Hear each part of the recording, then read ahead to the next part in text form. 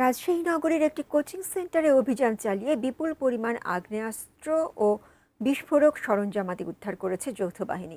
এ সময় কোচিং সেন্টারের মালিক অনিন্দ সহ তার 2 সহকর্মীকে আটক করা হয়েছে। এই অভিযান ঘিরে নগরীতে বিরাজ করে উত্তেজনা।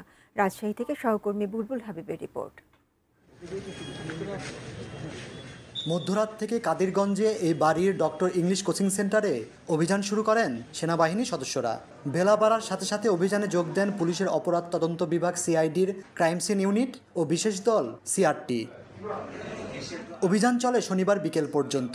অভিযানে বিপুল পরিমাণ আগ্নেয়াস্ত্র ও বিস্ফোরক সরঞ্জামাদি উদ্ধার ও 3 জনকে আটক করে যৌথ বাহিনী। অভিযানের সময় আটক হন ডক্টর ইংলিশ কোচিং সেন্টারের মালিক মুনতাসিরুল আলম অনিন্দ, তার 2 সহকর্মী মোহাম্মদ রবিন ও মোহাম্মদ ফয়সাল।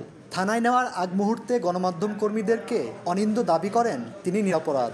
ফরেনসিকে প্রমাণ হবে, 3টাই এয়ার গান আপনারা দেখে। জি না 100% আমি বেরিয়ে আসবো, ওটা ফরেনসিকে প্রমাণ হবে। এয়ার গান গোটা কাদিরগঞ্জ বলবে একটা ভালো ছিল, কিন্তু এটা কেন হলো আমরা বুঝতে পারছি না। আমার ভাই মানে এগুলোর সাথে জড়িত কখনোই ছিল না। এখন কারা যে ফাঁসিয়ে দিল যে বলতে পারবো না।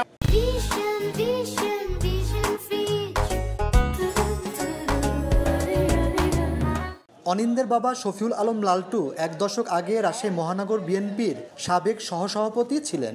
কাদিরগঞ্জের পুকুর পাড়ের এ বাড়িগুলো রাজশাহী সিটির সাবেক মেয়র AHM খায়রুজ্জামানের পৈতৃক ভিটা। তার আত্মীয় স্বজনরা বাস করেন। সম্পর্কে অনিন্দ মেয়র লিটনের চাচাতো ভাই।